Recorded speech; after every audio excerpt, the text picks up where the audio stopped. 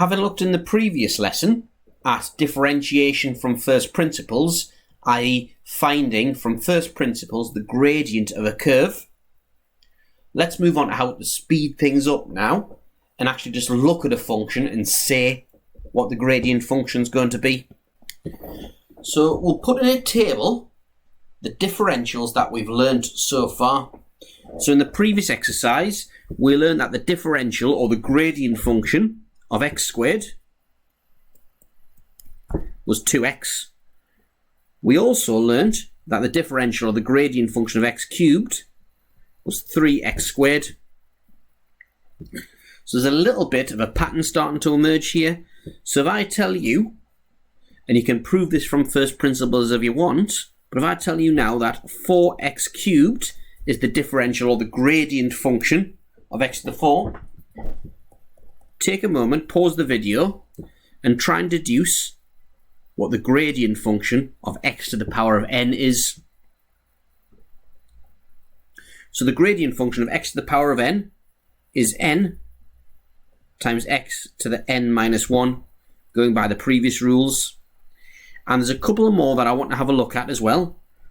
The differential or the gradient function of x, well, y equals x is a straight line with gradient 1. So the gradient function of y equals x is just 1. Likewise, if we differentiate a number, let's say 1, well, the graph of y equals 1 looks like that. Its gradient is 0, so the gradient of a number is just 0. So let's try and put into words what the rule for finding the gradient of a polynomial function is. So the rule to find dy by dx, as we learned it was called in the previous exercise, or sometimes called f dash x as well, is, so step 1, multiply by the power. Step 2, subtract 1 from the power. And that's the rule so far. There are other exceptions to this rule, which you'll encounter in second year A-level maths. But for now, the rule for differentiating, for finding the gradient function of polynomial functions is times by the power and subtract 1 from the power. So let's put this into practice and do a few examples of finding the gradient function or the differential of a polynomial function. And here's the first example here. Let's try and keep everything on the screen. So it says find dy by dx for the following functions. Y equals 7x to the 6 plus 3x squared. So we're not going to use differentiation from first principles anymore because we haven't been specifically asked to. If asked just to differentiate or find dy by dx or find f dash x for a function, we should just look at it and differentiate it and say what the gradient function is. So in this case, these are all powers of x, so our rules do apply. So dy by dx, remember the rule is times by the power, take 1 from the power. So we'll multiply by the power to get 42 and take 1 from the power to get x to the 5 plus, and we'll times by the power to get 6 and take 1 from the power to get x to the power of 1. And there we have it, the gradient function of 7x to the 6 plus 3x squared is 42x to the power of 5 plus 6x. An equivalent way of writing this, by the way, would be to write d dx, which means differentiate the following with respect to x, i.e. differentiate the x's of 7x to the 6 plus 3x squared. So that's an equivalent question, both of which have answer 42x to the 5 plus 6x. So this is just a different way of writing differentiate what I'm about to write in the bracket there, find the gradient function of what's in the bracket. So another example here. So we've got y equals x plus 2, x squared plus 3. Now this isn't in the format that we had before. We must multiply out the brackets before we attempt to differentiate. So we've got y equals x cubed plus 3x plus 2x squared plus 6, which is equal to x cubed plus 2x squared plus 3x plus 6, like that. So now we're ready to find the differential of that expression. Now we've written it in a differentiation friendly format. So dy by dx equals, and let's differentiate each of these terms. So times by the power, take 1 from the power, the first one becomes 3x squared. Next one times by the power, take 1 from the power. Then next one times by the power, which is 1. Take 1 from the power, which gives 3x to the 0, which is just 3. Alternatively, you can think of it as asking, what's the gradient of the line 3x? Well, it's just 3. And then numbers differentiate to become 0. The gradient of the line y equals 6, a flat line, is 0. Therefore, when we differentiate 6, we get 0.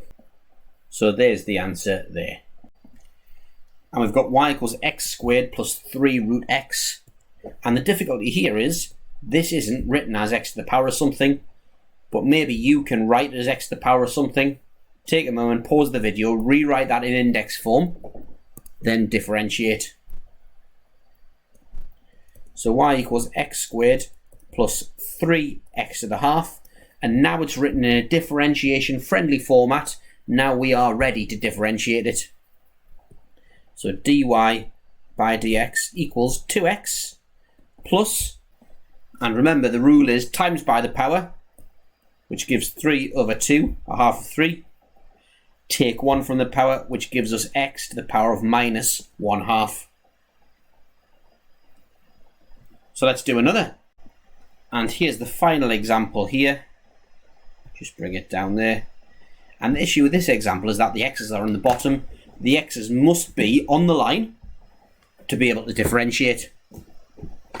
So 5 over 3x squared minus 4 over 5 cube root of x.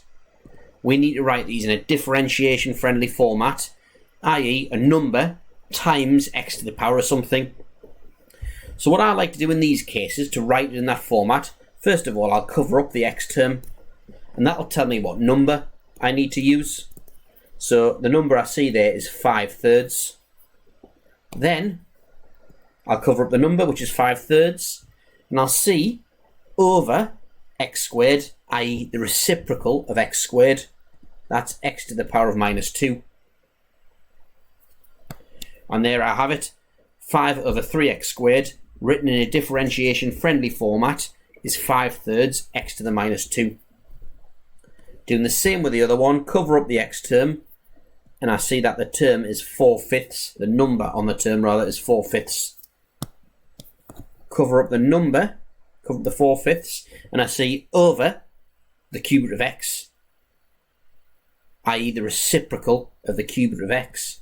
Well, the cube root of x is x to the 3rd, so the reciprocal of that is x to the power of minus 1/3. And now that's in a differentiation friendly format. So dy by dx equals, so multiply by the power, that's minus 10 over 3, and take 1 from the power gives x to the power of minus 3. Then multiply by the power, well, that gives us a double minus, which makes a plus. So 4/5 multiplied by 1/3 is 4/15. And take 1 from the power. Well, we're working in thirds here, so take 3/3 from that. That makes x to the power of minus 4/3. And there we have it, differentiation. Not using first principles, but just looking at the function and giving the first differential.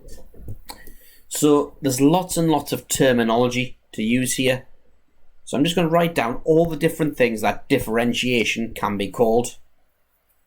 So they could ask us to just simply differentiate.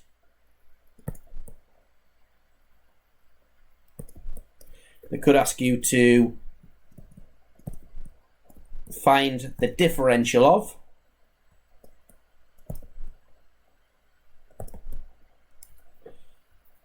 They could ask you to find the derivative of.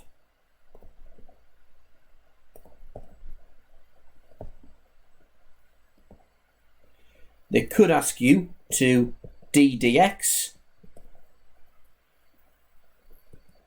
They could ask you to find dy by dx.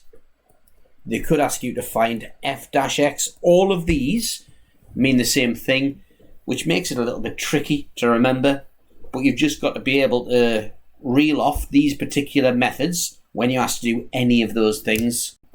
So now have a go at the questions, making sure you do every question so you can practice this to death, because it has to be accurate and fast when you're asked about this in an exam.